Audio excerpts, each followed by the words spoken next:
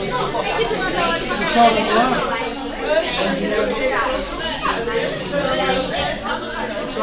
lá? Pessoal, vamos lá? Então, gente, bom dia, tudo bem? Bom, primeiramente eu vou falar do programa, né? Então, como eu tive que faltar semana passada, o que eu fiz? Eu joguei as aulas, né?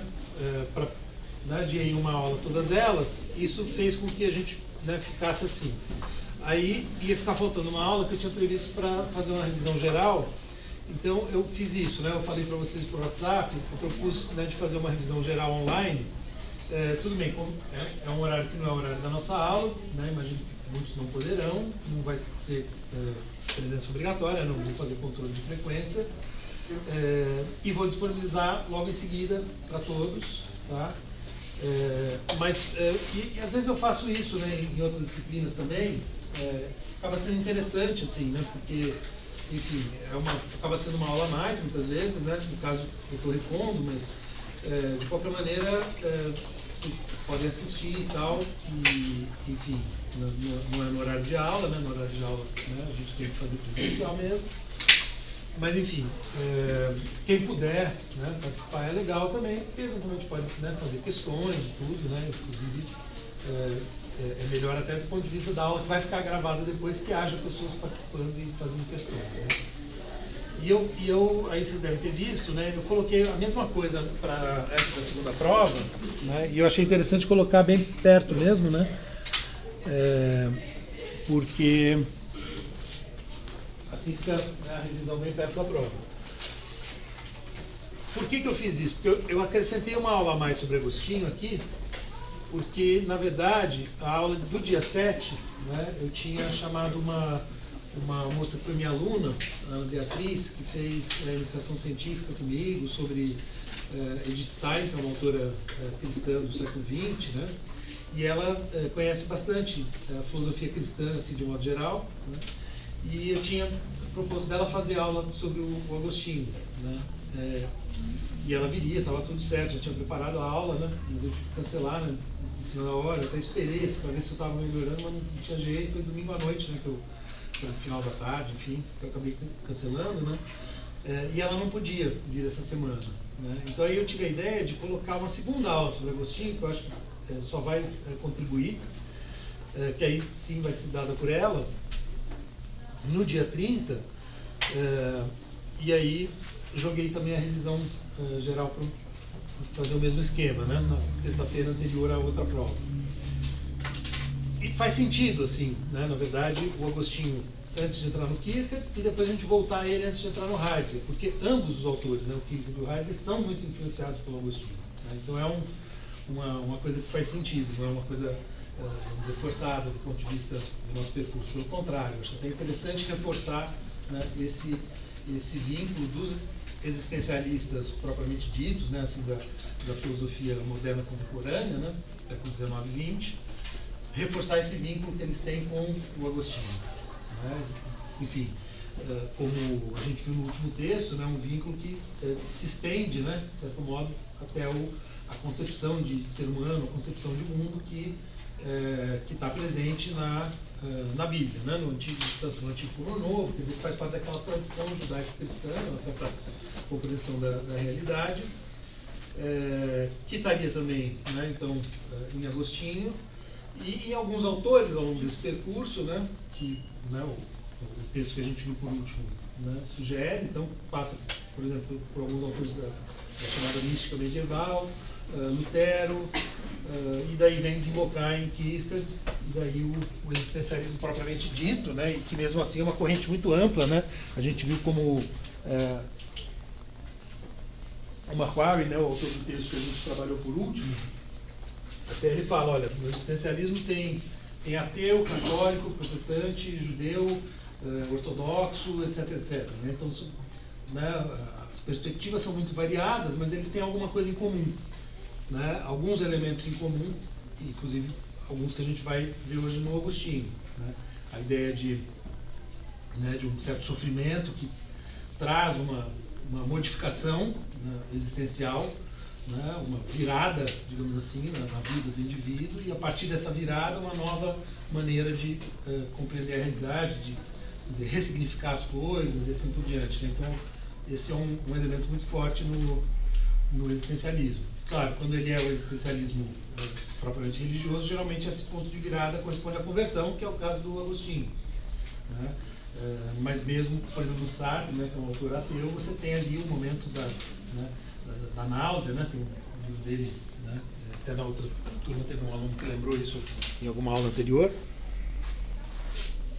Você tem a náusea, quer dizer, no Kierkegaard e no Heidegger a angústia, né? Então você tem um momento, né, de confronto com o fato de que não sabemos, né, a razão de estarmos aqui, de existirmos e assim por diante, né? E daí isso traz uma mudança de perspectiva. Tá? Bom, então hoje a gente vai entrar no Agostinho, né? Mas eu queria só rapidamente, né, fazer umas considerações a partir da última aula, né? Na última aula eu brinquei com vocês, né, que o texto, né, foi um texto que vocês mesmos disseram, né, que estava mais fácil que os outros textos, mas a aula acabou sendo mais difícil, né? Então no final a gente brincou sobre isso, né? O texto é mais fácil, mas a aula foi muito difícil. Por que a aula foi muito difícil? Porque a gente entrou numa questão, a partir do texto, né, do Maclaurin, que é uma questão muito difícil, né? Assim, que é a questão do ser, né? E da diferença entre ser e ente, né? E, embora eu tenha procurado, né, explicar, sempre lembrando, né, que ente também pode ser sendo, né? Exprime essa ideia, né? É uma variação do verbo ser, né, que tem esse sentido do nosso gerúndio, né, de estar sendo. Enfim, né, tentei explicar e tal, mas eu sei que a questão é difícil mesmo, né, não ficou clara e na verdade, assim, até brinquei, alguém veio me perguntar, não me lembro se foi aqui ou lá, no turno, né, veio me perguntar, olha, mas tá muito difícil. Aí eu falei, bom, o Heidegger passou a vida inteira tentando entender o que é o ser e eu diria que ele não chegou a compreender direito, né? Então, realmente não é uma coisa fácil de compreender. Por quê? Porque é absolutamente impalpável, porque é aquilo que seria a condição de possibilidade, aquilo que de alguma maneira está na base, aquilo que de alguma maneira estaria na origem de tudo que está sendo, ou seja, de tudo que existe no espaço e no tempo, segundo a nossa percepção, né? Nós, os outros seres vivos, né? Os animais, as coisas, o planeta Terra, a Lua, o Sol, os outros planetas, tudo que está sendo no sentido espaço-temporal seria, né, o que eles chamam de ente, né? Isso a gente vai ver talvez um pouquinho mais no Heidegger, né? Mas se algo está sendo, é porque a possibilidade de ser, né, a possibilidade de existir, ela precede o estar sendo. Então, nesse sentido, seria uma condição de possibilidade existencial, né? Se as coisas estão sendo, é porque há coisas. O Heidegger termina o texto que a gente vai ler, né, o que é metafísica, ele termina o texto com uma pergunta, que é a seguinte: por que há coisas e não nada? Poderia não existir nada, né? A gente pelo menos pode, a gente tenta imaginar isso. Então, o nada é outra coisa que é muito difícil de pensar, né? Mas por que existem coisas? Por que né, existe o universo? Por que a gente existe? Né? Essa pergunta, né, que seria uma pergunta que gerou a perplexidade dos primeiros filósofos, segundo a leitura que o Heidegger faz deles, né, que de alguma maneira motivou toda a busca pelo conhecimento, pela compreensão da realidade, assim por diante, né. Uma espécie de espanto, né, o taumazen, a palavra grega, né, o espanto, admiração, perplexidade, né, diante da circunstância de existirmos, né, que seria justamente aquilo que o ser se refere, né? O que significa existir? Qual é o sentido de existir, de ser? Tá? A pergunta pelo ser diz respeito a isso. Claro, numa perspectiva religiosa, Deus é o ser, né? Porque é aquilo que está na base de tudo. Por que, por exemplo, uma das características de Deus é a onipresença. Justamente porque ele está em tudo. Né? É ser, tudo que está sendo é ser. Então, ser é aquilo, é essa circunstância comum a tudo que está sendo. Portanto, é uma coisa que é comum a nós e ao planeta Saturno. Cada um de nós, o planeta Saturno, temos em comum o fato de que somos. Por mais que isso pareça abstrato, ao mesmo tempo é algo absolutamente concreto, porque essa é a realidade, né? Que nos constitui, de certo modo. Né?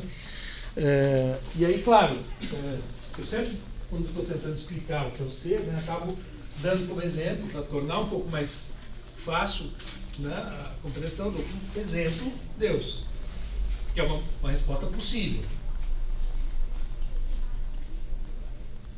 Mas que nós, né, culturalmente, conhecemos melhor. Então, fica mais fácil, mas na verdade não fica tão mais fácil, né? Porque a própria noção de Deus é extremamente complexa, se a gente pensar de um ponto de vista de uma tentativa de compreender a realidade. Mas, de todas as coisas que estão sendo, um único sendo, compreende que somos nós, certo? Nós temos a compreensão de que somos. Somente nós podemos nos fazer essa pergunta e elaborar essa noção tão difícil, né, que foi elaborada, né, ao longo da história. Somente nós temos, né, isso que seria uma compreensão de ser. O Heidegger usa essa expressão. Né? Nós compreendemos que somos. A gente tem consciência de que existe. Essa seria a grande diferença do ser humano, né, de uma perspectiva, digamos, existencialista, muito mais do que o simples fato de sermos racionais. É claro que uma coisa está ligada com a outra. Né? Mas essa compreensão de ser, ela não se esgota na razão. E é um pouco isso que eu estou tentando mostrar ao longo do nosso curso. Né? A compreensão do que significa existir, ela envolve mais do que a razão. Só a razão não dá conta. E o texto do Agostinho exprime isso de uma maneira muito interessante, como a gente vai daqui a pouco ler e comentar juntos. Né? Enquanto ele estava lendo os textos de Platão e os textos dos filósofos platônicos, né, os textos platônicos, como ele diz, ele achava que entendia, né, que tinha compreendido o ser. Mas na verdade não tinha. E o que faltava? A gente vai discutir daqui a pouco, mas faltava uma dimensão afetiva que também deveria estar presente. Porque só com a razão não estava rolando, segundo, né, a decisão que ele faz no próprio caminho. E a gente viu isso no Kant. Né? Porque Kant está dentro da tradição racionalista, né, mas faz uma crítica da razão, né, que é o nome do livro. Crítica da razão pura, crítica da razão prática. O que significa ali fazer a crítica? Significa, por um lado, ver o que a razão, né, e todo o empreendimento humano a partir da razão tem de sólido, de realmente válido, digamos assim, mas também quais são as suas limitações. Né? Até onde vai o potencial cognitivo da razão humana. Né? Então, a crítica se faz essa pergunta. E o que ele diz? Até onde vai o potencial cognitivo? A razão pode conhecer tudo, por Kant? Não, né? E aí, quando ela não dá mais conta, o que entra no lugar dela? A fé. Né? Então, quando ele coloca, né, e aí eu procuro relacionar isso com a posição do Kierkegaard, que, vamos dizer, colore com tintas muito mais fortes essa passagem, digamos assim, da razão para a fé, né? Fala um salto de fé. Mas eu tento mostrar ela só porque o Kant está como que preparando o terreno para isso. Porque ele fala, olha, a razão vem só até aqui, né? Tem aquela imagem da ilha e tal. Mas, então, a gente não consegue ficar só ali. A gente leu o prefácio da segunda edição. No prefácio da primeira edição, o primeiro parágrafo do Kant, ele diz mais ou menos o seguinte. Ele fala, a razão humana, e a gente poderia dizer o ser humano, tem o peculiar destino, a peculiar característica, né, de se fazer perguntas que ele não pode responder, mas que ele não pode deixar de fazer. Que são justamente perguntas como essa. Né? O que significa existir? por que nós existimos. Né? Por que raios eu vim parar aqui? Né? Como é que eu vim parar aqui? Essa é a pergunta. Né? A gente não tem como não se fazer essa pergunta. Só que a gente não tem como responder a isso numa chave especificamente racional, científica. E aí é justamente onde entra, de uma perspectiva existencial, e num primeiro momento, o desespero, a angústia, o sofrimento, né? com essa, né, inquietação, enfim, com essa ausência de resposta, né? E aí, num segundo momento, eventualmente, a fé, no caso do Kierkegaard, né? E no caso do Agostinho também. Mas isso é outra coisa que vai estar aparecendo no texto, né? Imagino que vocês tenham lido, que é o elemento do sofrimento e a dimensão afetiva, né? Ele fala de choro, né? Do amor, peças fundamentais da compreensão que ele passou a ter, né? Do que seria Deus, portanto, né? Da compreensão que ele passou a ter disso, que ele não estava conseguindo ter só a partir da filosofia de Platão, que seria só a razão, vamos dizer, para os nossos propósitos aqui, né? Tudo bem? E aí veja, né? Nós, como eu dizia, somos o único ente, né, então, que compreende, que tem essa dimensão compreensível.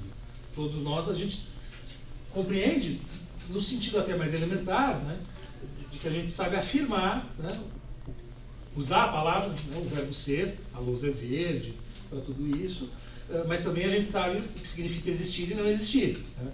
Então a pessoa existe no espaço e no tempo, né? Daí a pessoa morre, né? Deixou de existir, né? Acabou tudo que está sendo, justamente por isso, né, o gerúndio, né, para exprimir a transitoriedade do existir de tudo que a gente conhece, né, no universo. Tudo que existe no sentido espaço-temporal tem começo, meio e fim.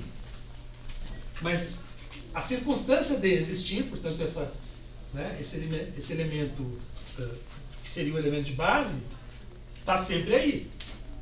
Né? Não sei se foi aqui que a gente falou dos dinossauros. Né? Quando os dinossauros estavam aí, já existia ser. Né? E vai continuar existindo depois que o ser humano tiver desaparecido. Né? Então, a circunstância de existirem coisas, né, ela mesma parece que está sempre dada. As coisas individualmente aqui, por isso que outra característica de Deus é a eternidade, né, ou a atemporalidade. Ele não estaria sujeito às condições da finitude. Né? Ele não acaba como a gente, ele não morre. Tá? Então, isso ajuda um pouco a tentar pensar isso, que é algo muito impalpável mesmo. Né? Alguns autores, pensando nessa questão, vão falar, não, isso é o indizível. É algo para que a gente não tem palavra.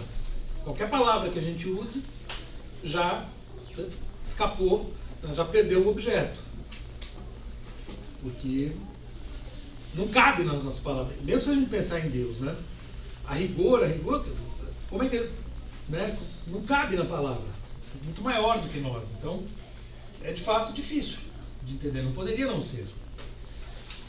Mas, uma vez que nós compreendemos ser, a gente compreende isso tanto do ponto de vista do que está fora de nós, né? Vamos dizer, do mundo, né? Como lá no Descartes, né? Que faz todo aquele exercício do mundo material à nossa volta, como o nosso mundo interior, nossa subjetividade.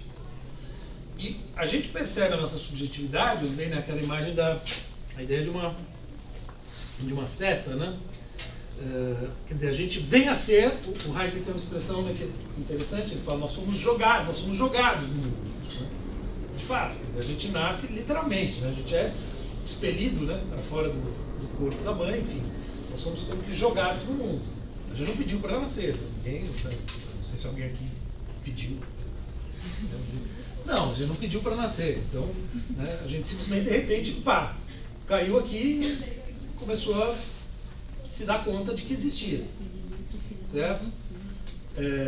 E a gente então tem essa percepção, né, de um movimento, né, que é como se fosse de dentro para fora, né? Quando a gente olha, né, a gente está olhando de uma perspectiva para lá, né? Eu estou olhando daqui para lá, vocês estão olhando daí para cá. Mas cada um, né, tem um foco, digamos assim, perspectivador, né? Que abre perspectiva. E, além disso, nós compreendemos ser e compreendemos que o nosso estar sendo é finito, é temporal, né? Ele se expande no tempo, né, digamos assim. E a cada momento nós temos diferentes possibilidades na nossa frente. Então nós somos, enquanto ente, né, jogados no mundo, e o mundo se abre para nós como possibilidades. Isso eu estou falando bastante em termos do Heidegger, né? Embora no Kierkegaard também tenha a noção de possibilidade, né? Não é que eu falava sobre isso, né? Só que essa representação gráfica já supõe que é o modo... Vejam, o tempo é outra coisa muito difícil de entender, né? Também é impalpável. A gente representa o tempo fazendo uma linha do tempo, né? A gente coloca 1900, 1950. A gente tende a representar assim. Isso não é o tempo, né? Isso é uma linha que eu coloquei na lousa, uma representação gráfica, material, né, de algo que, né, a gente tenta controlar assim. Só que, do ponto de vista do nosso estar sendo, essa abertura, né, de possibilidades, projeções, e apenas nós, né, que temos essa compreensão de ser, somos capazes, por exemplo, de planejar as coisas, né? Os animais não planejam como eles vão estar daqui a 5 anos. Isso é uma coisa que só a gente faz, né? A gente tem consciência dessa abertura de possibilidades. Só que isso se dá a cada instante. Então, a cada instante, né? Por exemplo, agora eu resolvi tomar um gole dessa garrafa. Parei de falar um minuto. Eu vim para uma possibilidade que estava aqui, né? Eu poderia não ter feito, poderia ter feito outra coisa. E assim, a cada novo instante, outras possibilidades vão se abrindo, né? E assim a gente vai vivendo, sempre projetando e pensando, né, no que vem em seguida. Ou, muitas vezes, talvez na grande maioria das vezes, a gente faz isso até, né, inconscientemente. A gente vai indo, vai fazendo as coisas e tal, mas a gente está sempre fazendo opções em possibilidades que estão abertas, entre possibilidades que estão abertas, né? Isso aqui eu estou pensando, né, então, em um indivíduo, né? Mas a gente pode pensar também esse esquema, né, uma vez que a gente compreende isso. Não sei se está claro para vocês, acho que, né, quanto a nossa existência, né, nós estamos inscritos no tempo, né, enfim, o Heidegger vai dizer, nós somos tempo, mas enfim, isso depois a gente... Mas nós estamos no tempo de alguma maneira e nós estamos agindo sempre em função de possibilidades, projetivamente. Se a gente estende essa noção para o ser humano em geral, né? E notem, não é à toa que a gente usa essa expressão, né, para falar do ser humano, dos seres vivos, dos seres inanimados. A gente está sempre usando esse recurso, né? A gente está sempre recorrendo a essa palavra. Mas, na verdade, a gente recorre a essa palavra para se referir a um modo de ser, que é o estar sendo desse jeito, no espaço e no tempo. Então, se a gente pensa esse esquema, né, para o ser humano, e tenta fazer, a partir da compreensão que nós temos, né, um estudo disso, né, uma reflexão sobre isso, a gente vai pensar, bom, quais são, em geral, vamos dizer, as principais possibilidades ou os diferentes modos de ser que nós temos enquanto seres humanos. Aí a gente pode pensar, né, inclusive levando em conta essa historinha ali da filosofia, os gregos, Descartes, bom, uma dimensão, um modo de ser, que é muito forte nessa tradição, é o que seria esse conhecimento racional, né? Conhecimento, ciência, que a gente associa a noção de razão, né? A gente chama de razão. Mas o que é exatamente a razão? É uma maquininha aqui dentro, né? Também é uma noção abstrata, né? É um modo de exprimir um tipo de capacidade, portanto, né? um tipo de possibilidade, um possível modo pelo qual a gente se relaciona com o mundo. Observando, pensando, né? Fazendo aquilo que a gente, né, no começo pensou, como é que os primeiros filósofos estão ali operando. É um certo modo de ser. Mas a gente tem outros modos de ser. Aliás, né, a nossa vida não é só feita de conhecimento. Né? Eu sei que vocês agora entraram na universidade, né, certamente estão estudando muito, devem ter passado o fim de semana lendo Agostinho. Né? Não tem dúvida nenhuma. Né? Então, mas é claro que a vida não é só conhecimento. Né? Então, a gente faz muitas outras coisas. Né?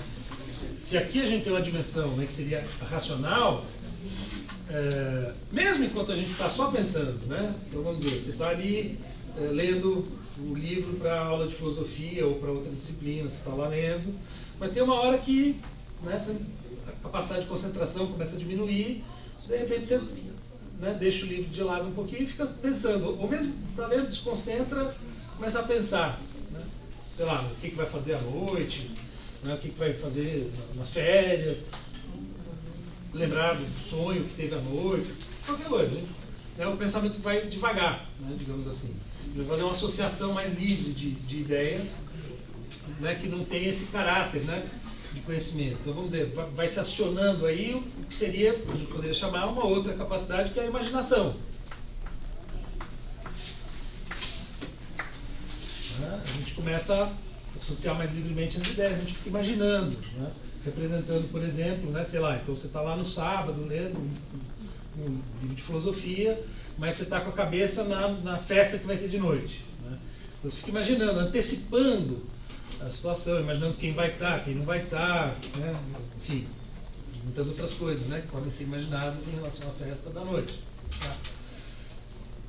É como se fosse uma outra, por isso que, né, o Kant fala em faculdades. Né? Faculdade é um outro nome para capacidade.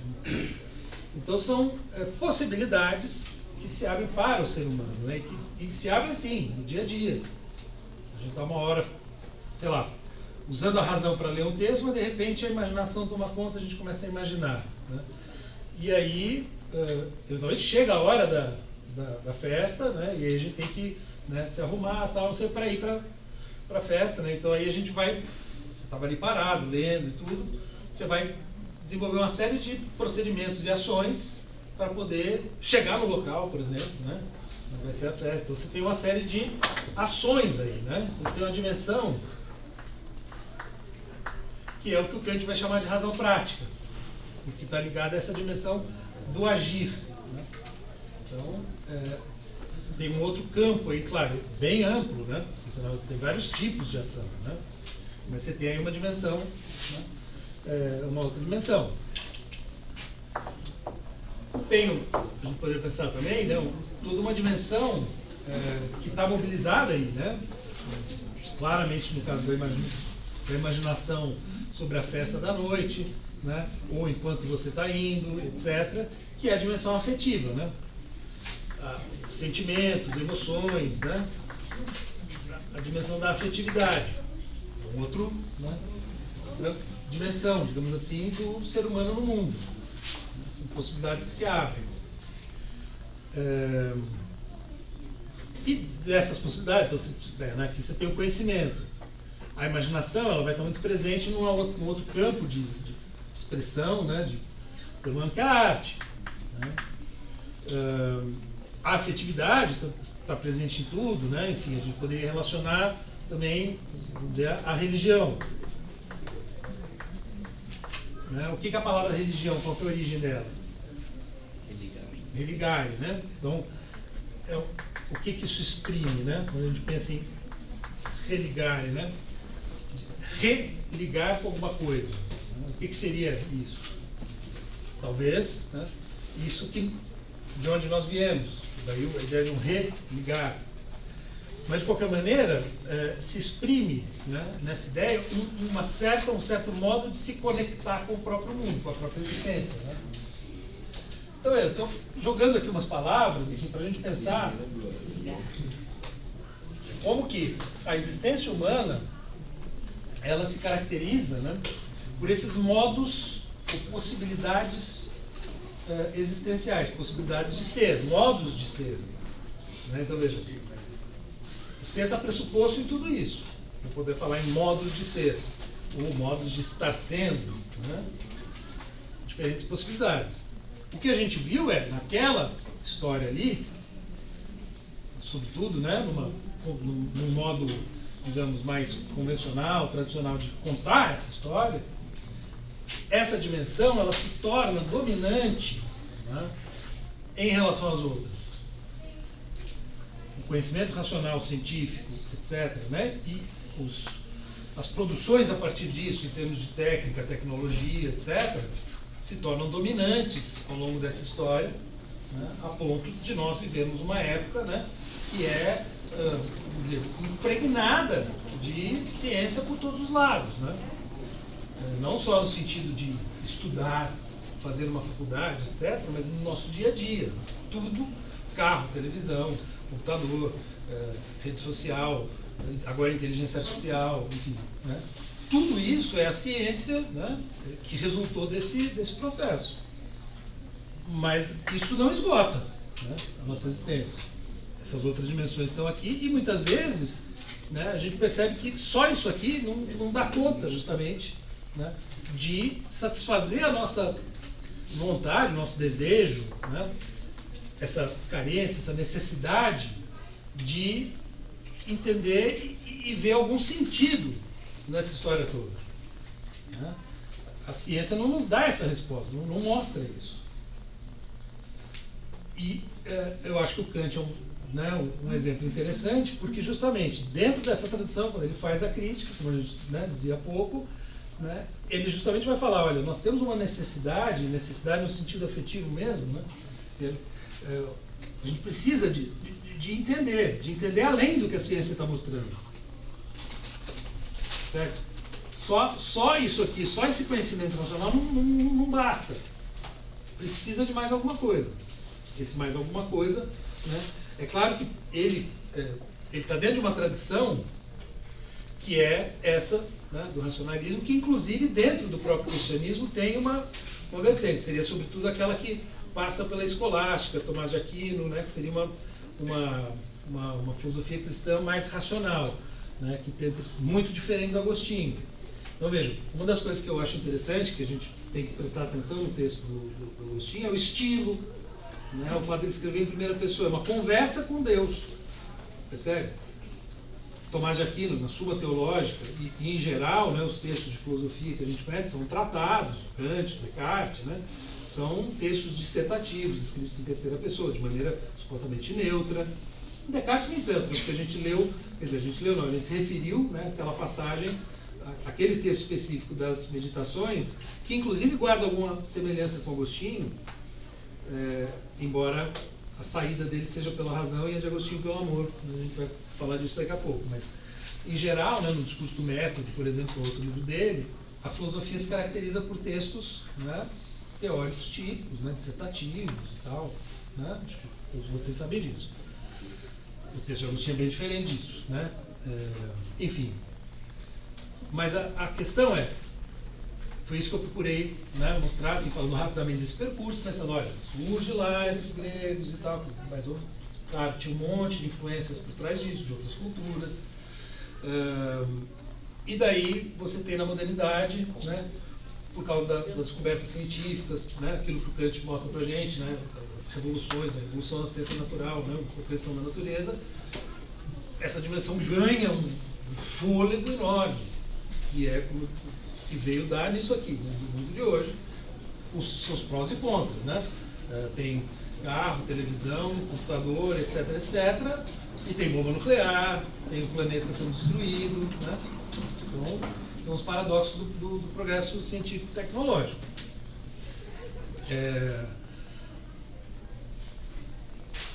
E aí, dentro dessa tradição, né, o Kant ele representa, né, essa é um pouco a minha ideia, a minha tese naquele texto, né, que de fato, né, é talvez o mais difícil, Mas onde eu estou justamente tentando mostrar que o Kant está preparando o terreno, de alguma maneira, como que já indo na direção do existencialismo, tal como ele vai se configurar, por exemplo, no Kierkegaard, né? Porque ele coloca esse limite, né? A razão vai só até aqui. A partir daqui ela já não dá para isso. Na verdade, assim, né, no caso dele, tudo ele vai tentar resolver pela razão, né? Mas uma noção de razão muito inflada, assim, né? Então, dessa maneira ele vai colocando todas essas dimensões assim, dentro do que ele chama de razão. Assim, né? Mas no fundo ele está falando, né, do ser humano, mas está colocando, olha, a ciência tem esse limite, né? Isso com clareza. Então, o conhecimento teórico chega até aqui, e aí a gente tem que ir de outro jeito. E aí ele fala, tive que suprimir o saber para dar lugar à fé, né? Aquela frase que a gente leu. Aquela frase ela é fundamental para o nosso percurso, né? Porque ali você tem essa virada. E aí, claro, aí no Kierkegaard isso tem outra coloração, né? Como procuro mostrar. Então o Kierkegaard já tem um tom dramático, né? Como o de Agostinho. Tá? Por isso que o Agostinho é interessante, seja para entrar no Kierkegaard, seja para entrar no Heidegger. Porque ele é vamos dizer, um preparador de terreno para o existencialismo, né? Mas bem antigo, né? Está lá no século IV depois de Cristo, né? Enfim, no século IV, 4 para 5, né? Ali, e que, como mostra o texto que a gente viu na última aula, né? Ele cita um autor, desenha aquela árvore, um desenho bem tosco, né, por sinal, a árvore genealógica do existencialismo, né? Kierkegaard é o tronco, né, principal que dá origem à árvore, né, os vários ramos que surgem a partir dali, mas as raízes, isso que o desenho é ruim, como os meus desenhos, mas a ideia que ele passa é interessante, né, porque ele coloca o Kierkegaard ali como, dizer, o tronco da árvore, né, do existencialismo, e as raízes ele vai localizar lá atrás, né?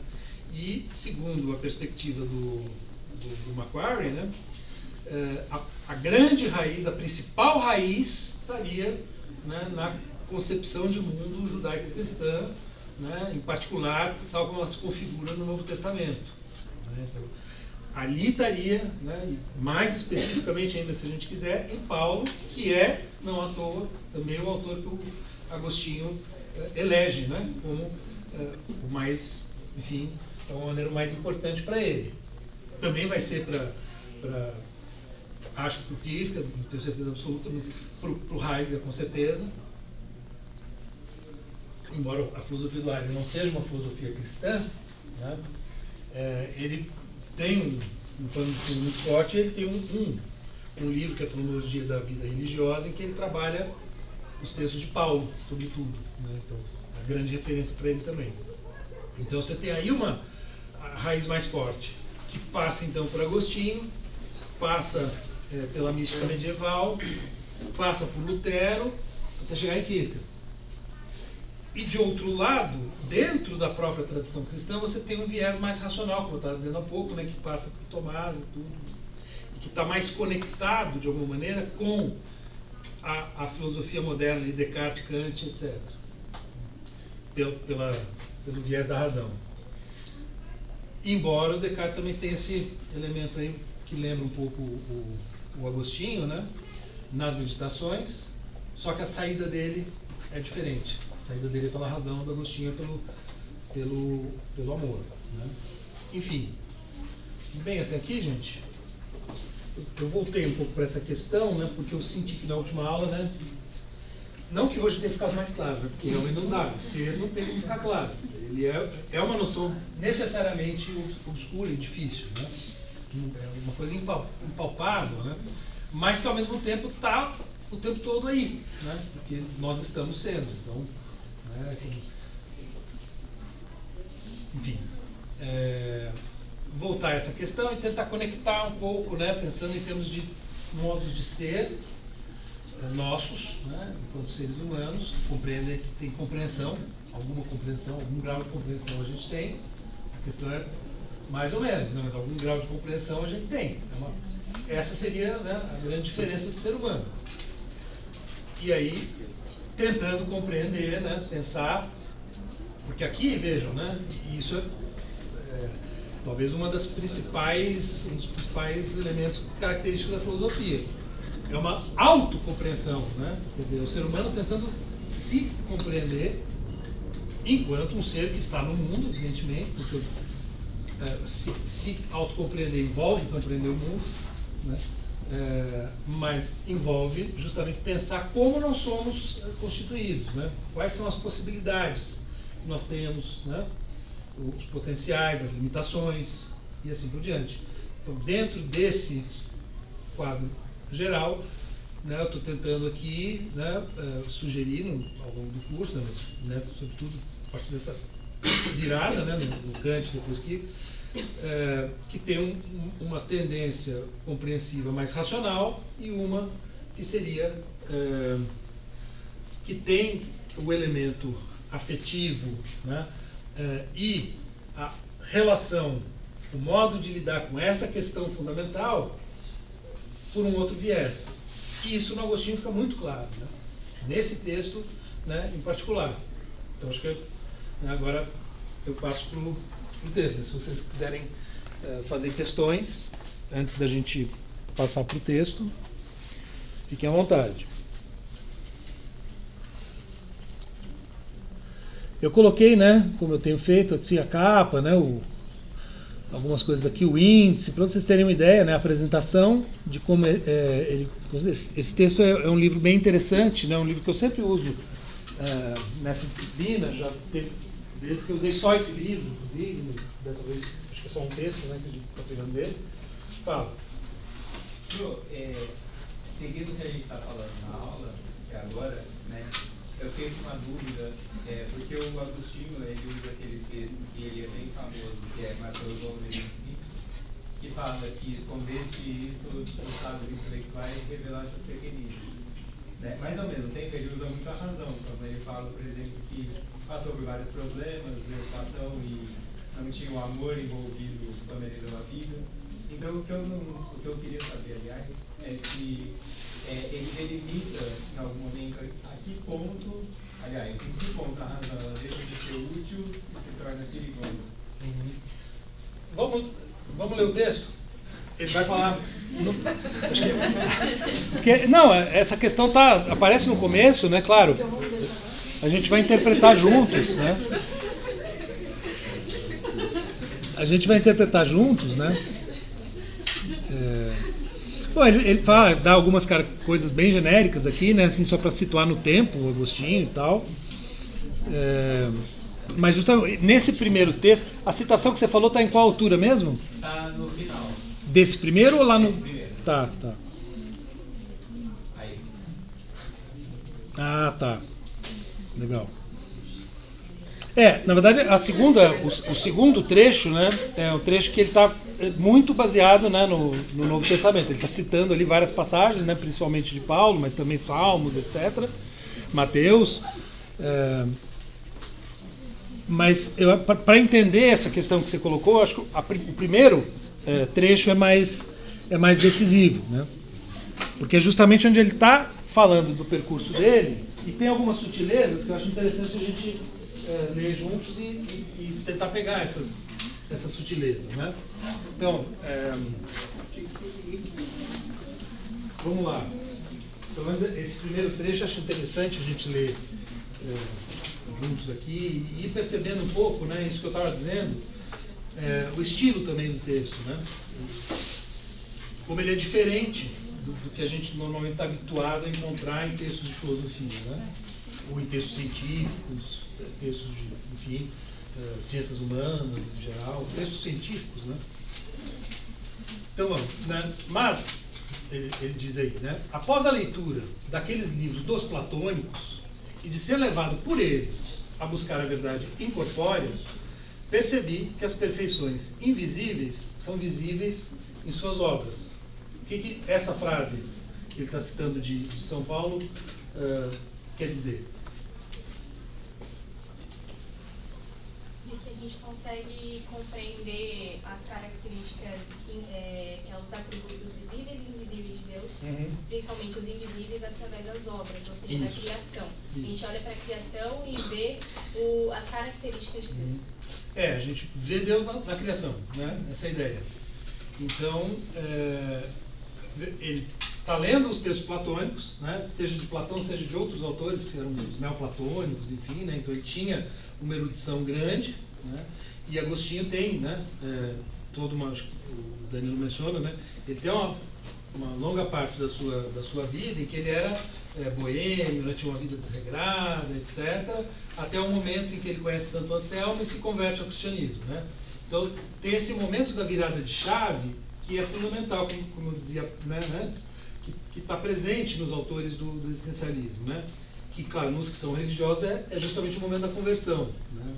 Essa ideia de um momento, de uma virada de chave, e a partir dali tudo se ressignifica na vida do indivíduo, né? Ele passa a enxergar as coisas de uma outra maneira. São as mesmas coisas, ele continua no mesmo mundo, convivendo com as mesmas pessoas, né? Indo nos mesmos lugares, eventualmente, claro, pode ter mudanças também, né? Mais radicais em termos concretos, mas em geral, vamos dizer, é o mesmo mundo, os mesmos, né, seres humanos, animais, né? Só que ele passa a ver de uma outra maneira, né? O que muda é isso, muda a perspectiva, muda o modo de enxergar as coisas, né? Então, no caso dele seria, né, a conversão, mas antes, então, ele tinha, por um lado, uma vida desregrada, mas também era um estudioso, então ele já estudava muito a filosofia, né, grega, no caso Platão, como a gente já sabe, né? Os livros de Aristóteles ficaram, muitos se perderam, né? Os que ficaram para a posteridade ficaram lá numa biblioteca, né? E ninguém mais lia. Então Platão era a grande referência. Então ele estava já, através de Platão, tentando buscar a verdade incorpórea. Por que Platão levava ele a procurar a verdade incorpórea? Qual característica básica da filosofia de Platão nos permite compreender isso? O mundo das ideias, né? Então, se a gente pega lá o mito da caverna, o que está acontecendo ali? Né?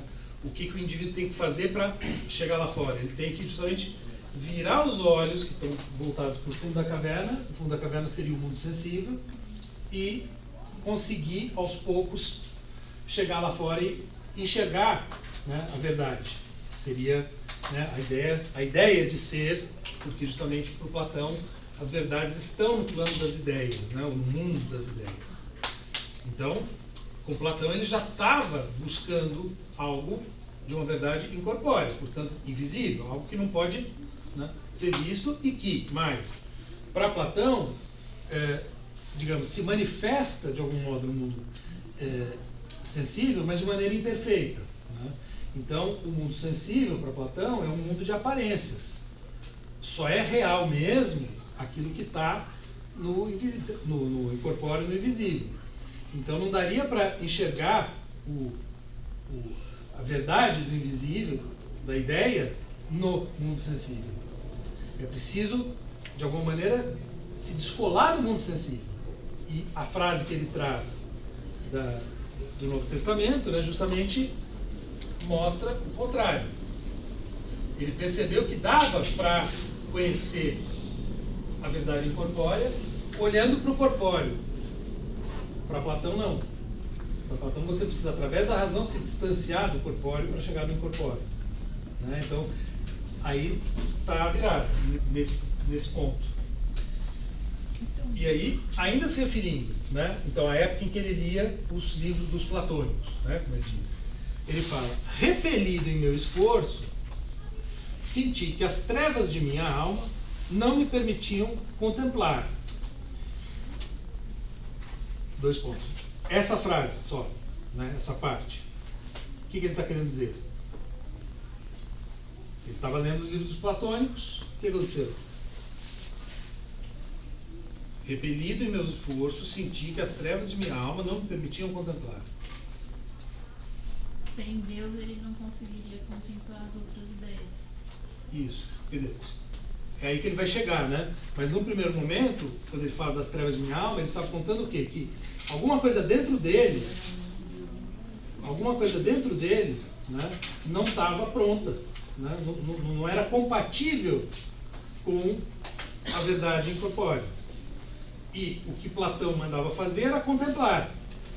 porque justamente a atitude do filósofo para Platão é uma atitude contemplativa. Então o filósofo consegue chegar lá e contemplar o que seria o ser, né? Mas ele contempla o ser longe do mundo sensível, como se ele, né, se descolasse de algum modo do mundo sensível e se tornasse com isso talvez superior, né? Num plano elevado ele contemplaria a verdade. Só que ele está dizendo, as trevas não permitiam contemplar, ou seja, alguma coisa dentro dele, né, um elemento que seria ruim dentro dele, né, não permitia contemplar e portanto não dava certo. Ele estava tentando, digamos assim, né, ele estava tentando seguir o que Platão dizia, mas não estava funcionando. É isso que ele está dizendo, né? E aí, né, ele fala: experimentei a certeza de sua existência e infinitude, sem, contudo, estender-vos pelos espaços finitos e infinitos. O que ele está dizendo aqui? Ele tinha certeza do quê? Ele tinha certeza da existência do ser, tal como está lá na filosofia. Então ele tinha certeza, tem alguma coisa aqui. E essa coisa é infinita. Tá? Só que ele não conseguia, digamos assim, isso que ele achava ali, né, com Platão, né, que ele conseguia ver como ser, ele não conseguia trazer isso para o mundo. Estender-vos, ou seja, estender Deus pelos espaços finitos e infinitos. Então é como se ele estivesse dizendo: olha, eu sei que, né, era você, ele falando com Deus, né, era você que estava ali, naquilo que ele, com Platão, entendia simplesmente como ideia do ser. Né? Então já estavam ali duas características, existência e infinitude. Mas isso não descia para a realidade, digamos assim. Ficava só ali no mundo das ideias contemplando. Percebe? Né? Enfim, claro que quando um filósofo critica o outro, tem sempre muito um elemento de caricatura, né? Mas, e mesmo muitas coisas. Quando a gente fala em paixão platônica, né? O amor platônico, essas coisas, né? Platão está sempre, né, nessa versão associado a isso, né? Associado a algo que é puramente contemplativo, que não tem concretude, né? Que não tem existência aqui palpável, né? Então ele via o ser, mas não conseguia trazer o ser para a realidade, digamos assim, né? Tudo bem? Veja, sabia que vós éreis verdadeiramente aquele que permanece imutável. Porque justamente são características do ser de Platão: infinito, imutável,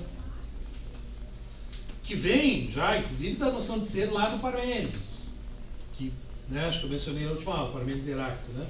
Eles estavam lá debatendo, né? Parmênides dizia: tem um ser imóvel, tal, imutável, por trás das coisas tem que ter, né? Senão nada faz sentido, enfim, mais ou menos isso. Isso vai, né, vai estar presente em Platão.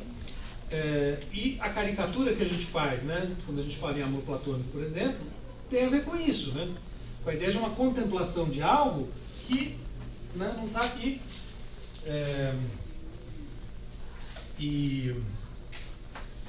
Tá? Então, aquele que permanece imutável, isso já está lá. Mas o que é isso? Né? Quem é esse? A pergunta do terceiro texto: quem é Deus? Né? Então, sabia que vós eres, permanece imutável, sem vos transformardes em outro, né? Claro, né? Deus não pode virar outra coisa no meio do caminho, né? E o ser de Platão, né? Quer seja em parte por meio de algum movimento, quer seja de qualquer outra forma, né? Quer dizer, ele não pode ficar mudando de lugar, indo daqui para lá, né? O ser imóvel, né? Uma das características que está lá também.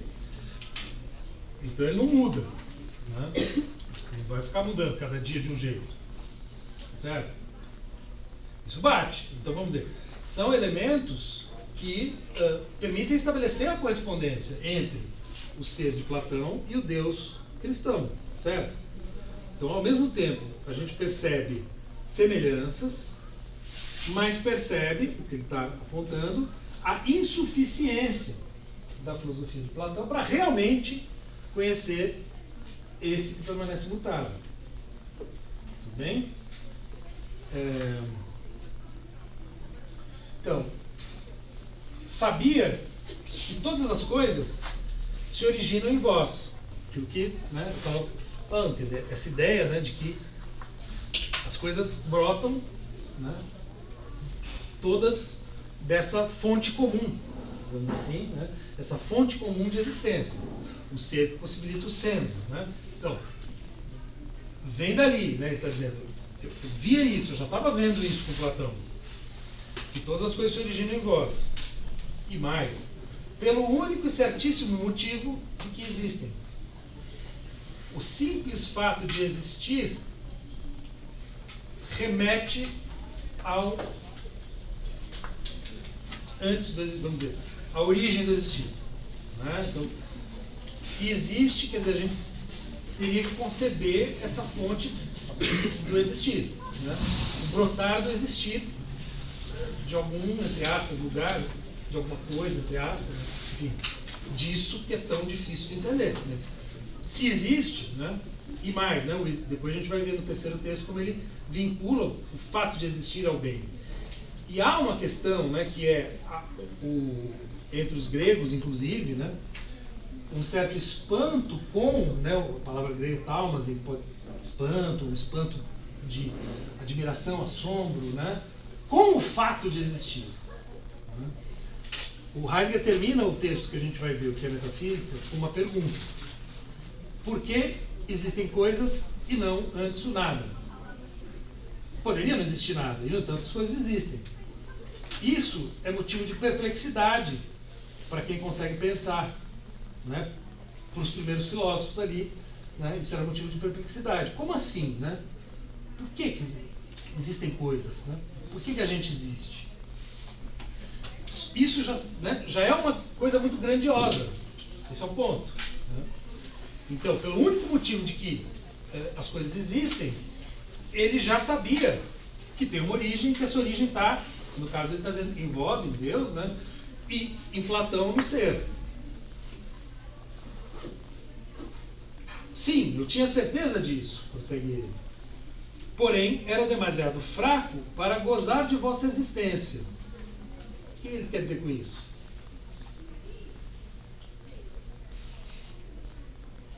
Ele não conseguia perceber a existência de Deus na criação muito palpável. Também, né? Porque ele descobriu só depois, né, que dá para ver nas coisas visíveis. E também ele está falando, quando ele fala aqui de fraqueza, ele tinha falado das trevas da alma, né, porque alguma coisa dentro dele, né, não estava pronta. Né, então ele ainda era fraco, ele não tinha força. O que vai dar força para ele? Foi a fé. Né? É depois da conversão que ele passa a ter essa força. Então ele está olhando para trás e está falando, ali eu era fraco. Se eu era fraco, não só não conseguia identificar realmente, né, que era Deus, o que ele estava chamando de ser lá de Platão, como não conseguia gozar de vossa existência, fruir, né, vossa existência. O que isso quer dizer?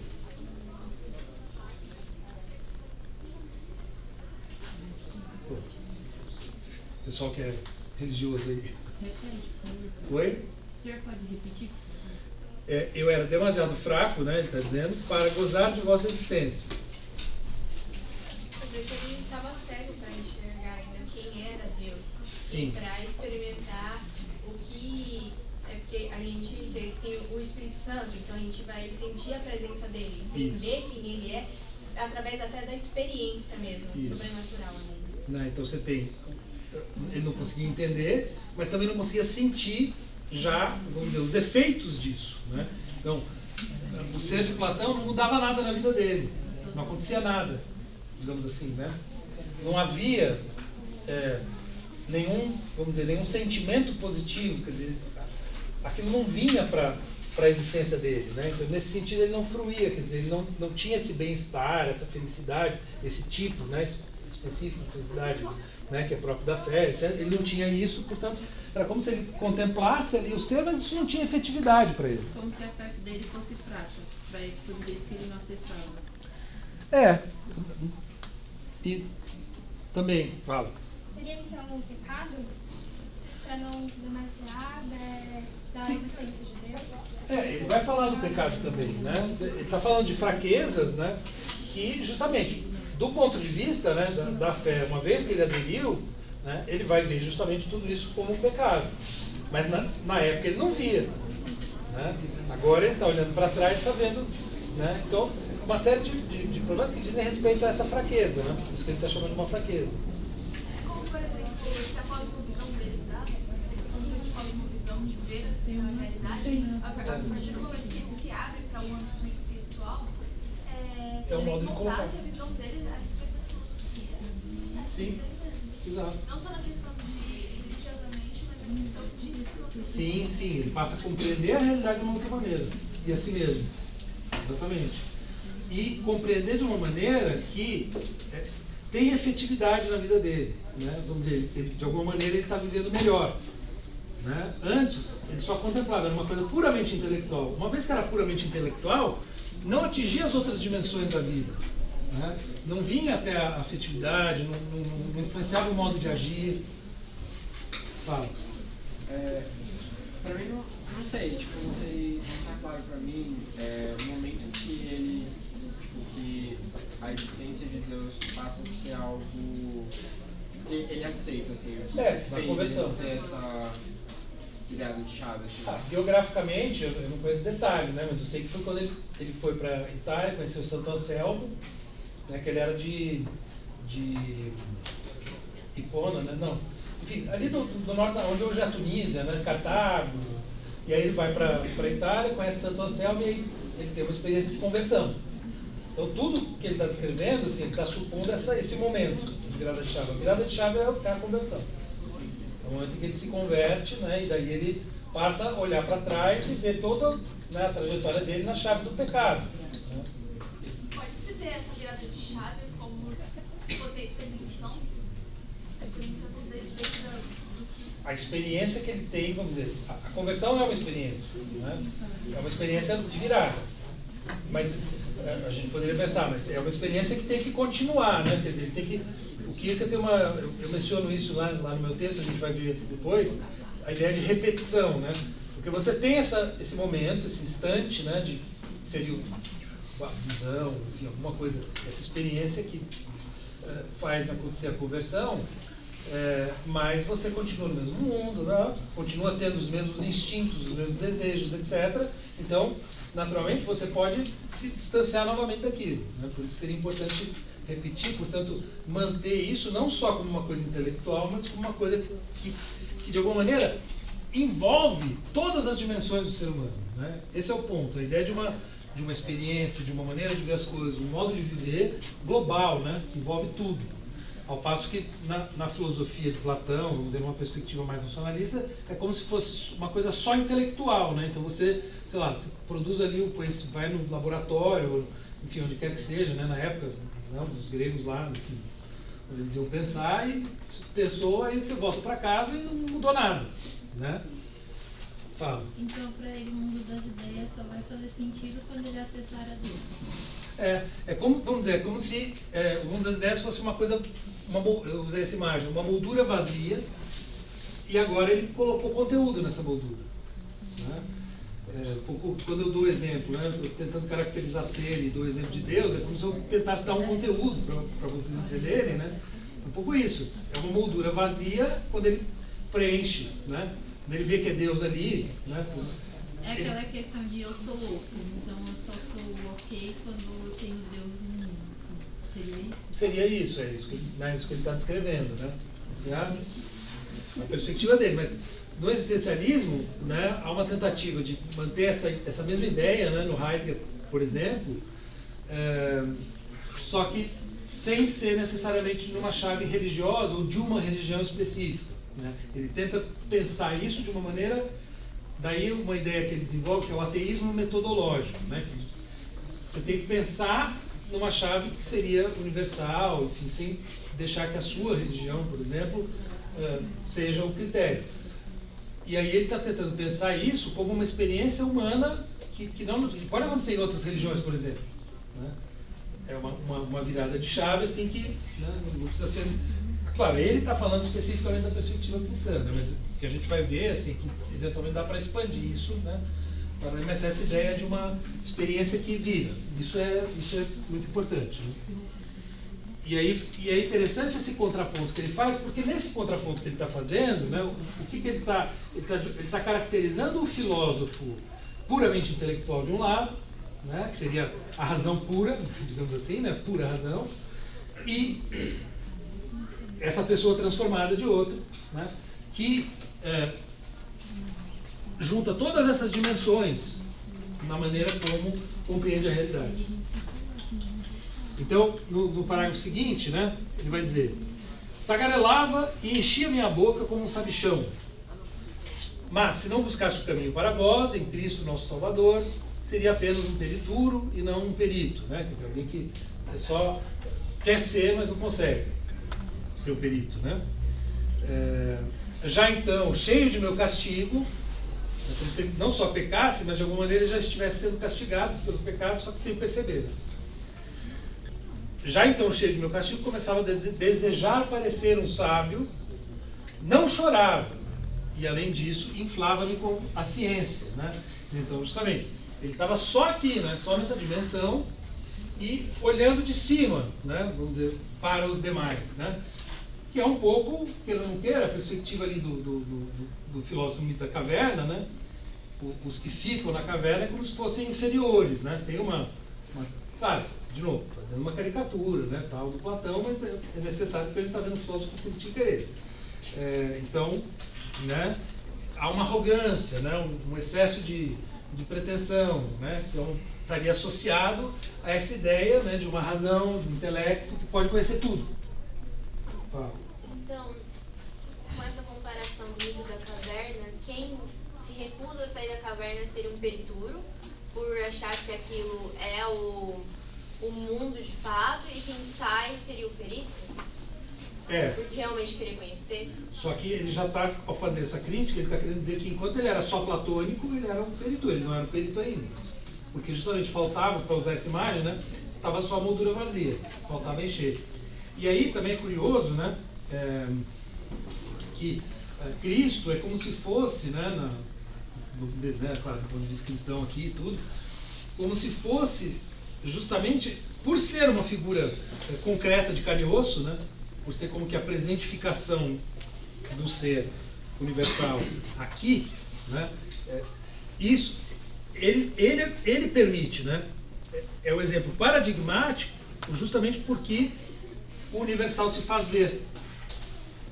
Então, daí, né, a figura de Cristo é tão importante, porque seria, né, o ser se dando a ver aqui, concretamente, coisa que para o Platão seria impossível, certo?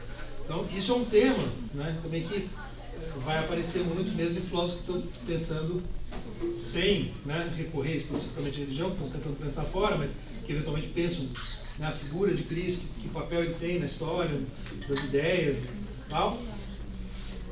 A grande questão aí, do ponto de vista da filosofia, é o universal, que a princípio é invisível, né, justamente, se fazendo ver. Que é essa questão que já estava antes, né, de ver no visível o invisível. O Cristo seria isso. Então, né, e aí vejam que interessante, né, ele está descrevendo então essa época, né, em que ele estava errado, né, ele não tinha como chegar à verdade. Ele fala, não chorava, e inflava-me com a ciência. Porque não chorar aqui aparece como um problema, né? Por quê? Por que não chorar é um sinal de que ele estava errado?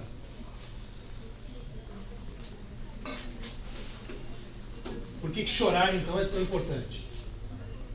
Né? Fica subentendido aqui, né? Ele está dizendo, naquela época eu não chorava. E ele está se criticando o que ele era, né? Volta para essa questão do ser da afetividade, do seu interior, de você pensar e ali ter o contato com as emoções, não só com uma razão que é fixa e está desrelacionada dessa ligação com a emoção. Exato. Né? A afetividade não está em cena. E mais do que isso, né? Uma afetividade radical, né? Porque essa questão é a questão mais fundamental. Então, daí a ideia do desespero, da angústia, né, que está presente, por exemplo, no Kierkegaard, né, que ainda é de fato um autor, né, cristão, enfim, né, mas mesmo os outros existencialistas, né, essa ideia de tem um sofrimento, né, com o não saber. Ao passo que quem acha que sabe tudo não sofre por falta de saber, né? É um pouco essa ideia. Ele achava que sabia tudo. Então ele, né, não tinha por que chorar, né? O choro vem justamente quando você se percebe muito pequeno, né? Diante da imensidão. Não, então ele admitiu uma grandeza de si. Oi? Então ele admitiu uma grandeza sobre si. Exato. Antes ele não admitia, né? Ele achava que a razão humana bastava. Agora não, ele está dizendo, ele percebeu que só a razão era insuficiente.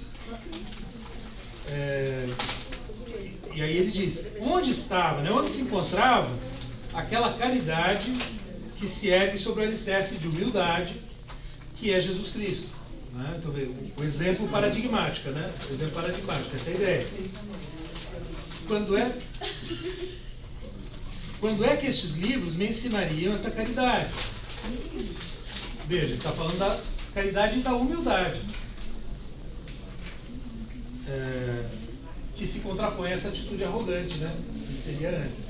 Que seria, isso a gente já comentou, né, em alguns momentos, né, aquela arrogância da razão, né, de achar que sabe tudo. O próprio Kant, quando faz a crítica, estabelece ali os limites, está dizendo, olha, baixa a bola, né, a razão não pode tudo. Essa é a ideia, né? Então, a humildade, né, ele aprendeu através a partir da conversão. Por isso, segundo considero, vós quisestes que eu fosse ao seu encontro, né? Então, tem um elemento aí, talvez não tanto místico, né? A ideia de que houve um chamado, né? Não é que ele decidiu, eu vou lá, né? Não, é como se Deus tivesse chamado, né? E é interessante, né? Como eu disse, o Heidegger, por exemplo, tenta pensar esse processo todo, né? Tirando, né, digamos assim, a religião, né, a princípio, né, deixando de lado, para pensar sem a religião, mas tem uma noção que aí é onde mais parece que ele está, né, que é o que ele chama de chamado, né, o chamado da consciência, que é um chamado, né, que você sente por dentro. É exatamente, né, o que o Agostinho fala. Mas essa questão da não humildade sobre esse chamado é uma ideia de síndrome de importância, que esse chamado acaba sendo uma coisa muito exclusiva, né? Isso é uma crítica possível, né? Por que chamou ele, né, e não chamou todos? Que né? queridão de Jesus. Exato, essa é uma... Não, isso é uma questão, né, que realmente se coloca na questão do existencialismo, né? Porque mesmo no existencialismo ateu, né, filósofos como Heidegger, Sartre e tal, né, somente alguns passam por isso, né? Então é uma crítica possível, né? Tem essa ideia de que, né, não é todo mundo que se angustia, por exemplo, no Heidegger, né? Só alguns. Então, né, esse é um problema, uma questão que a gente poderia, né, certamente questionar. É uma das críticas que se costuma... é uma das críticas que se costuma fazer, né, ao existencialismo. Não só ao existencialismo cristão, ao existencialismo em geral.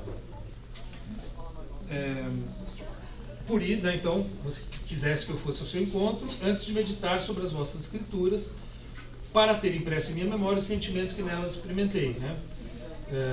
Enfim, né, aqui não sei se não chequei a tradução, né, mas faria mais sentido. O sentimento que ele experimentou na conversão, no chamado, né, é que vai ser fundamental para ele entender as escrituras, né? Então ele está dizendo, olha, eu só pude entender porque já tinha acontecido a conversão.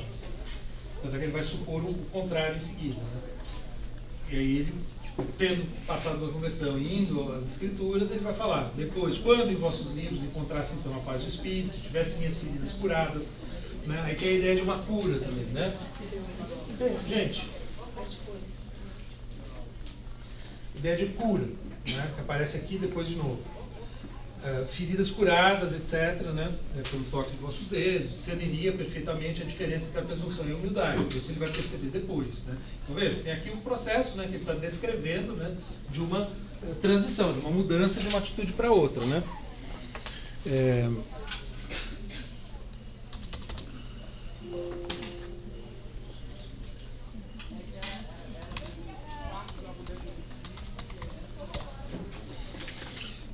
Tudo bem?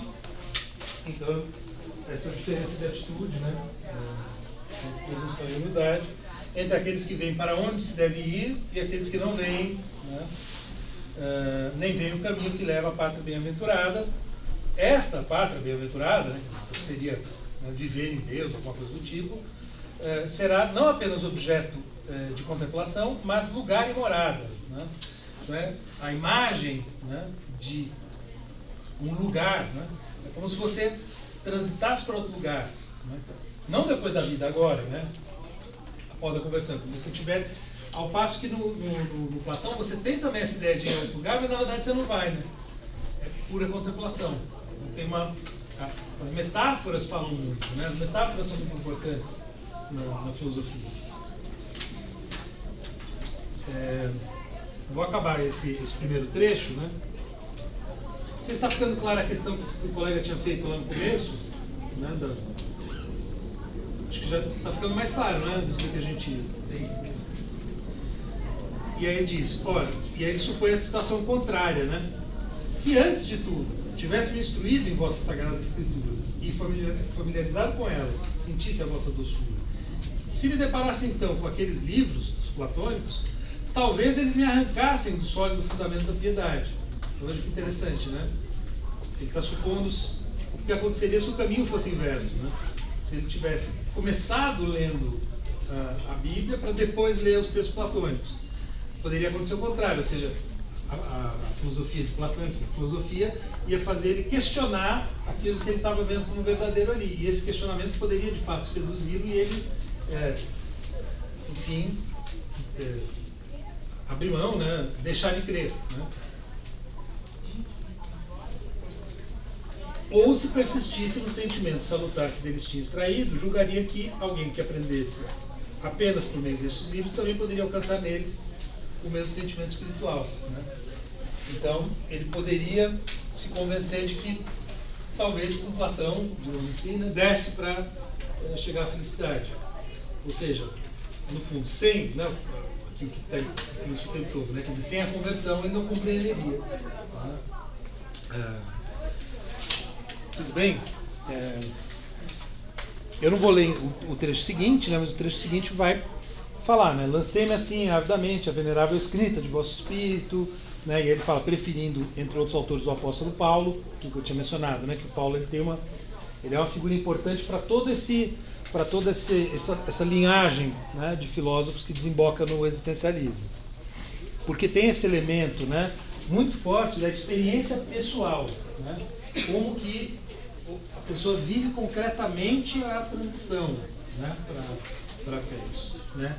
Seria mais forte em Paulo, assim, não conheço tão bem para eu mesmo falar, mas eu tenho lido a respeito, assim, eu vejo que há essa ênfase assim, né, no quanto, inclusive o próprio Heidegger, como eu mencionei, né, tem um texto em que ele explora isso, né, ali essa ideia da vida concreta, né, da transformar tudo isso que ele vinha falando aqui, né, da afetividade, isso é muito forte.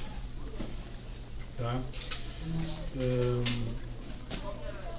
E alguns elementos vão ser reforçados, né? Vai falar das lágrimas da confissão, e por aí vai.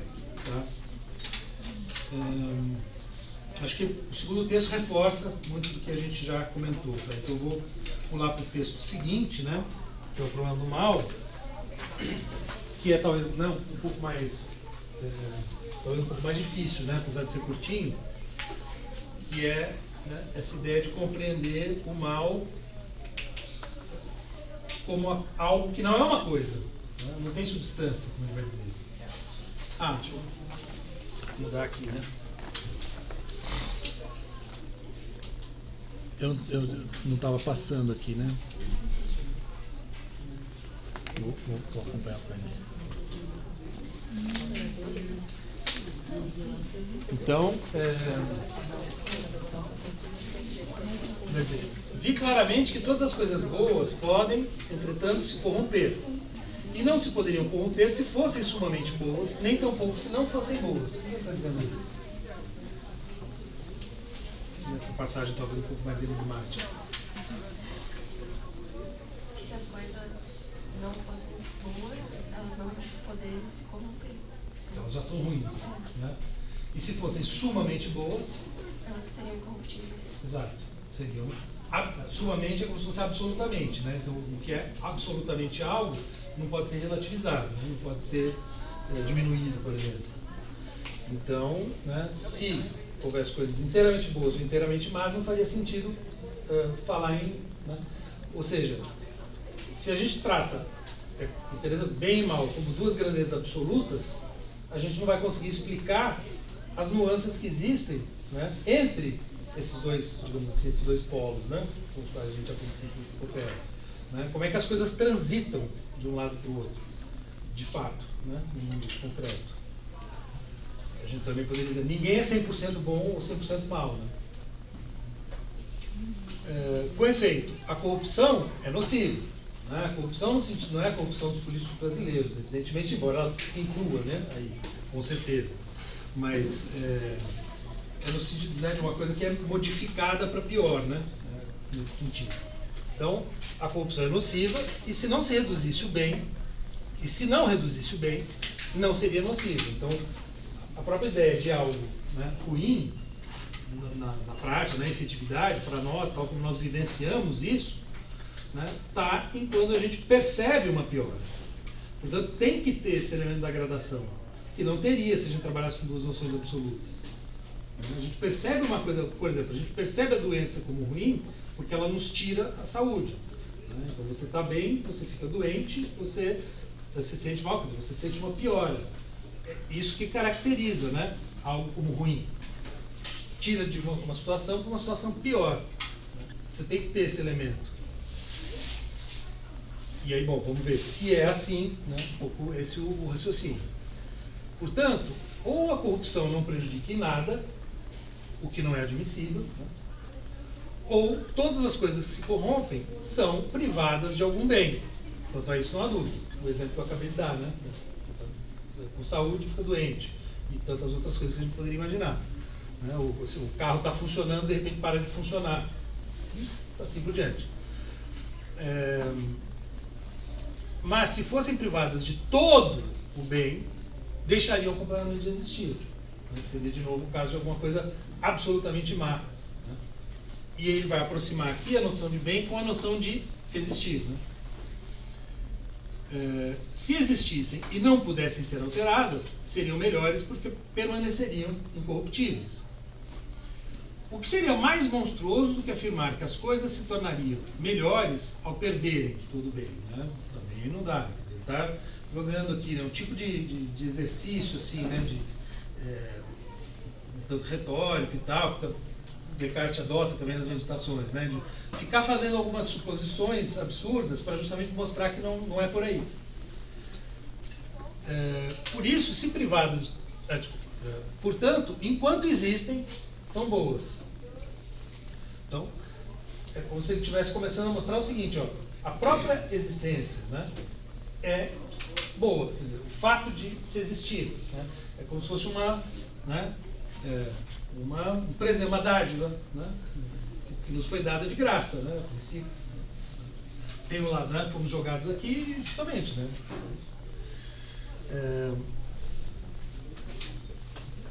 são boas, e o mal que eu procurava, então, né, não é uma substância, pois se fosse substância seria um bem. O que seria substância aqui?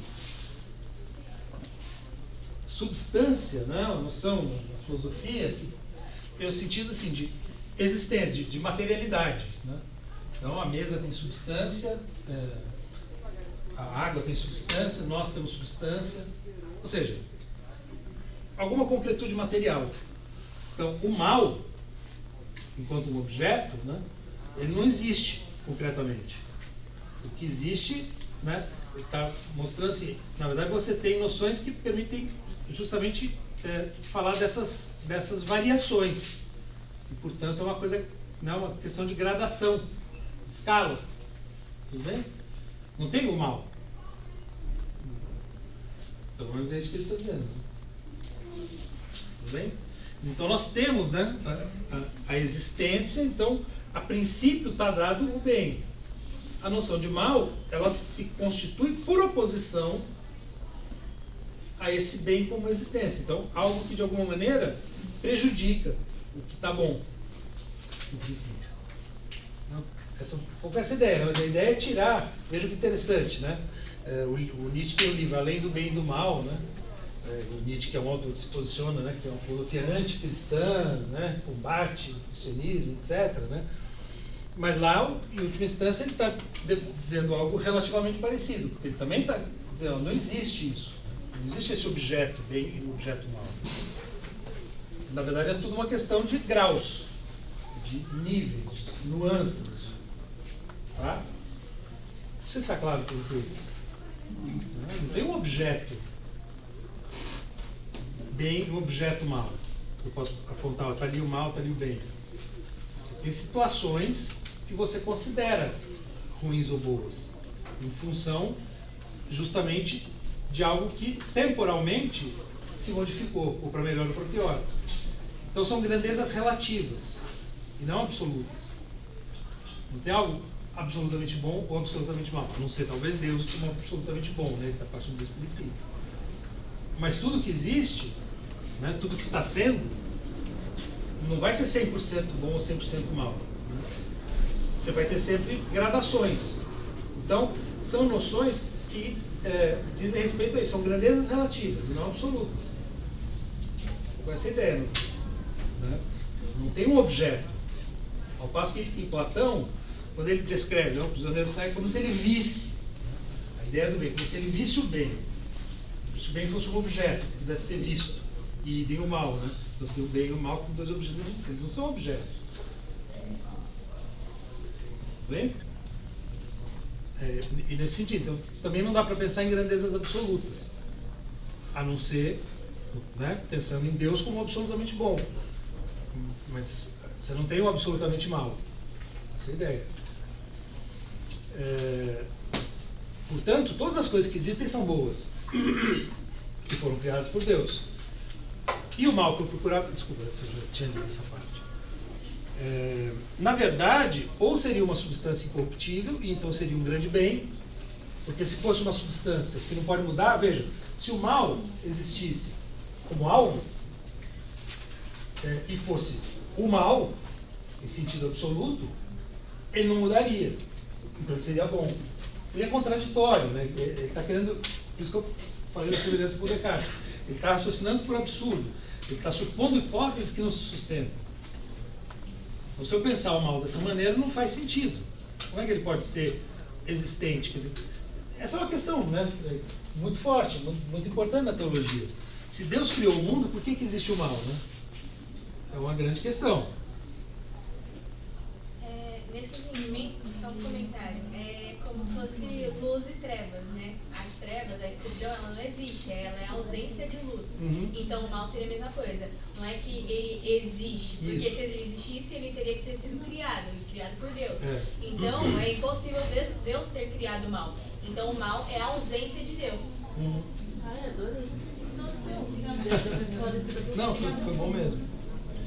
É isso, é aí que ele está querendo chegar, né?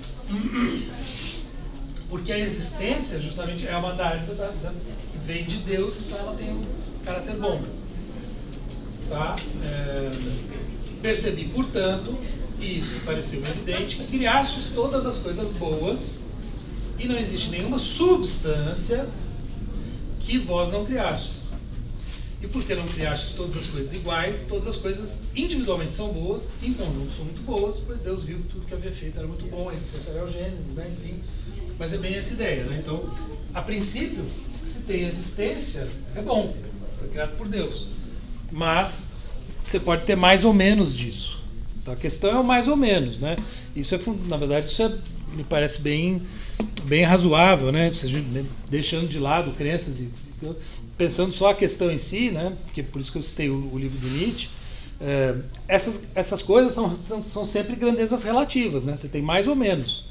Não tem total, né? Não é uma coisa que está ali.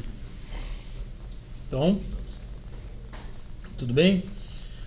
E aí no último texto, né? Então ele vai, que é um dos temas interessantes, assim, né?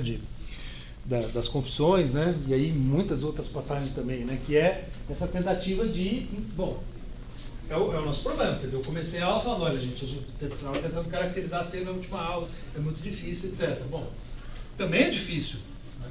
entender exatamente o que é isso aí, Deus, né? Enfim. Então, ele se pergunta, quem é Deus? E aí, né, então, com certeza, Senhor, e não com dúvida, que em minha consciência eu vos amo. Então vejam que interessante, nessa primeira frase, né? O que está, de certa forma, fundando, sustentando essa certeza? O amor. E é por isso que eu tinha mencionado, né, o contraponto com Descartes. Porque em Descartes o que vai dar certeza é o pensamento. Penso, logo existo. Né? É a certeza primeira. Aqui, a certeza primeira, que é Deus, né, vem pelo amor. Essa diferença é fundamental, né? Porque justamente, de um lado você tem o que seria uma típica, né, filosofia, solução filosófica racional, inscrita, né, dessa tradição, e aqui você tem uma saída do problema que está em questão, né, ou seja, ter certeza da existência de Deus, e portanto da própria existência, se a gente pensa no diálogo com Descartes, né, através do amor. Vós atingistes meu coração com a vossa palavra e assim vos amei. O céu, a terra e tudo que neles existe conclamam-me por toda parte a amar-vos. Né? Então, de novo, aquilo da presença do invisível no visível. Né? Então, são as coisas do mundo que despertam esse sentimento. Em Platão, não. Né? Em Platão, há um desprezo pelas coisas do mundo e tudo se volta para o mundo das ideias, né, que seria essa outra dimensão puramente abstrata, incorpórea, etc. Não cessam de repetir a todos os homens que não têm desculpas. Né? Não tem desculpa para não amar o ser, a existência. Né? Portanto, de novo, né, muito diferente de Platão. Vós tereis mais compaixão com aqueles por quem já tivestes compaixão e tereis misericórdia por aqueles por quem já foste misericordioso. Ou então apenas ouvidos surdos, o céu e a terra cantariam os vossos louvores. Está certo esse relógio? Como é que a gente pode interpretar essa parte aqui?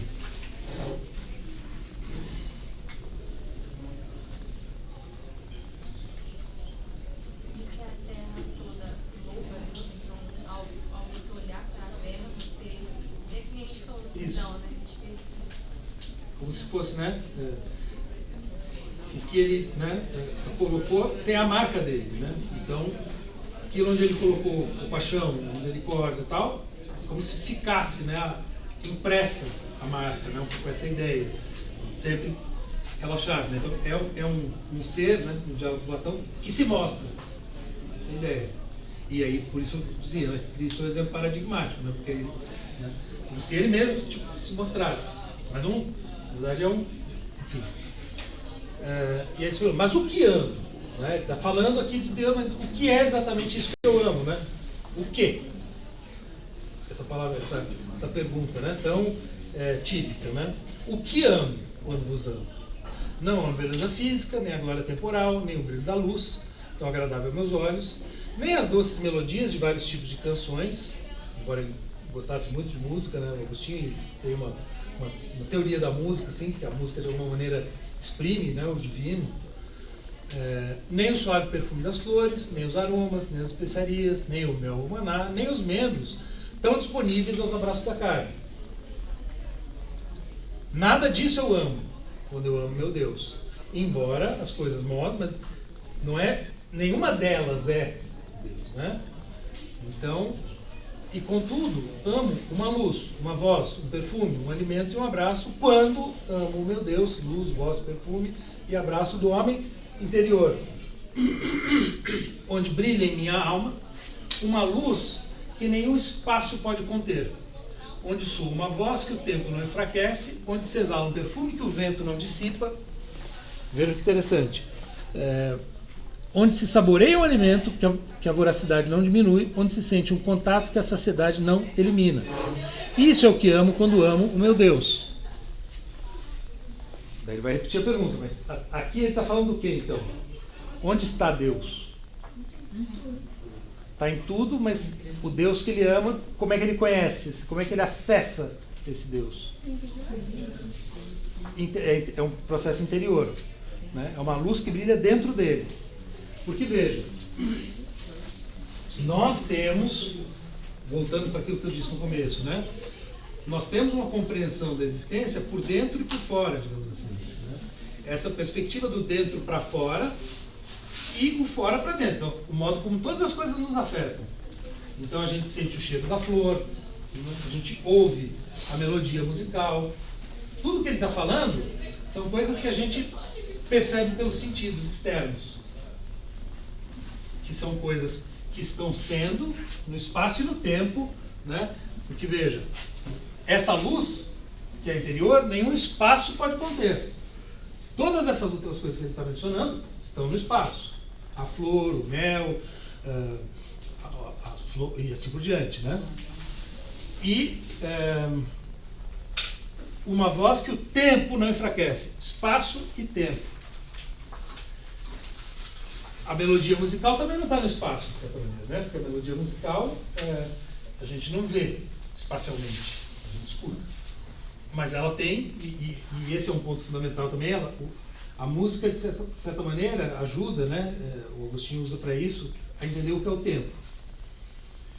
Mas essa voz, nem o tempo enfraquece. Então é como se ele estivesse falando de alguma coisa que está fora do espaço do tempo, mas que ainda assim se mostra dentro dele. Né? Então, alguma coisa que é perceptível, né, nesse dentro, né, que está em tudo, mas se eu quero encontrar Deus mesmo, ele não está. Ele não é a flor, ele não é o mel, ele não é aquilo. Então, tudo bem. Então, até aqui o que ele fez? Ele deslocou para dentro, né? É aí que tem que procurar. Mas segue a pergunta: quem?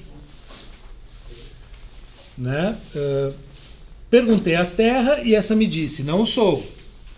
E tudo que nela se encontra respondeu-me o mesmo. Tá? Então, aparentemente não é a terra e nem nada que está na terra. Perguntei ao mar e às profundezas dos abismos e as criaturas que aí habitam responderam: não somos o teu Deus, busca acima de nós. Perguntei aos ventos que sopram e ao ar, com seus habitantes, que responderam: Anaximenes estava enganado, não sou o teu Deus. Lembra que os filósofos pré-socráticos, cada um tem várias respostas para o que era o princípio de todas as coisas e tal. E aí tinha um que dizia que era a água, né, os Tales, né? E o Anaximenes dizia que era o ar. E aqui ele está falando dos elementos, né? Terra, água, ar. E disse todas as criaturas que rodeiam as portas da minha carne: já que todos vós dizeis que não sois o meu Deus, dizei-me então algo sobre ele. E todos exclamaram em alto bom som: foi ele quem nos criou. Então, o que cada coisa mostra a respeito do ser? A origem. A origem comum. Isso é o que seria comum a tudo que existe. A minha pergunta consiste em contemplá-las e sua beleza era a resposta. Voltei-me então para mim mesmo e perguntei: e tu quem és? Eles perguntam para ele mesmo. Né? Vejam, né? Isso é século IV, essa questão da subjetividade, né? A modernidade, já está aqui, né? Pergunta por ele mesmo, né? Quem sou eu? Ele está se perguntando aqui, né? Um homem, respondi. E sou composto de um corpo e de uma alma. O primeiro exterior, a segunda interior. Aquilo que eu estava colocando aqui como ponto de vista interno e externo, né? A qual destes eu deveria perguntar quem é o meu Deus, uma vez que já tinha procurado com o meu corpo, desde a terra até os céus, até onde pude enviar como meus mensageiros os raios de meus olhos. Olha que imagem legal, né? Mas a melhor parte é a interior, pois é a ela, como aquela que preside e julga, que os mensageiros do corpo reportam todas as respostas do céu, da terra e de todas as coisas que aí se encontram, dizendo: não somos Deus, mas foi Ele quem nos criou. Né? O que ele está dizendo? tudo isso que ele colhe, né, todas essas informações que ele colheu, vem para onde? Vem para dentro. De alguma maneira é dentro que a gente processa essas informações, né, digamos assim. O homem interior conheceu esta verdade através do ministério do homem exterior. Tudo que o homem exterior viu, né, colheu do mundo. Eu, homem interior, dotado de uma alma, soube disso por meio dos sentidos de meu corpo. Perguntei a toda a imensidão do universo sobre o meu Deus e tive como resposta: não sou eu, mas foi ele quem me criou.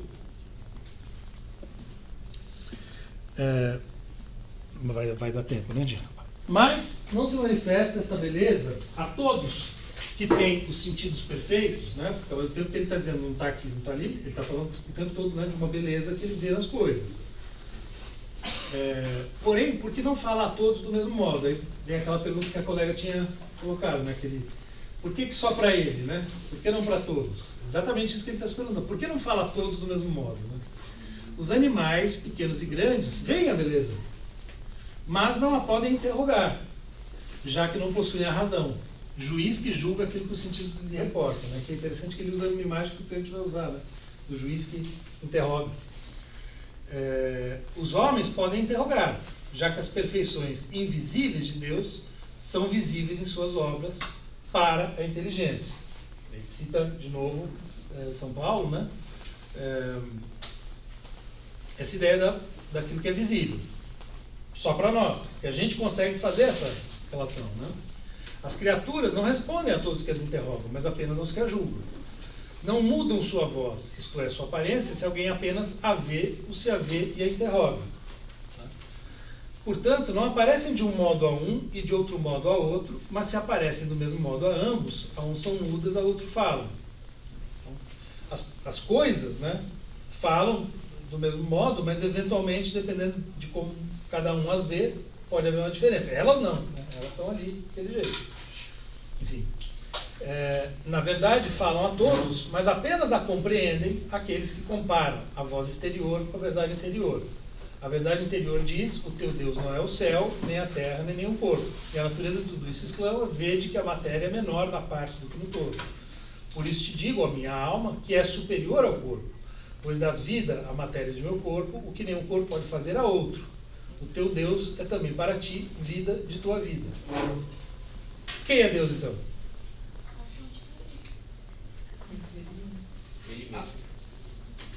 Ele mesmo é uma resposta provocativa e interessante, né? Mas, em princípio, né, o que ele está apontando, né, me parece, é exatamente nesse sentido. Né? Deus é justamente a origem, mas é algo que nós, e apenas nós, seres humanos, podemos, né, conhecer, justamente porque nós temos essa dimensão interior, né, e essa capacidade compreensível. Então, né, enfim, não é uma resposta tão... Né, ele não está dizendo, não é uma coisa, ficou claro, exatamente. Não tem como ser claro, né? Bom, a gente retoma então na quarta, né? O próximo texto ele é pequeno, ele é um texto, eu acho que tranquilo.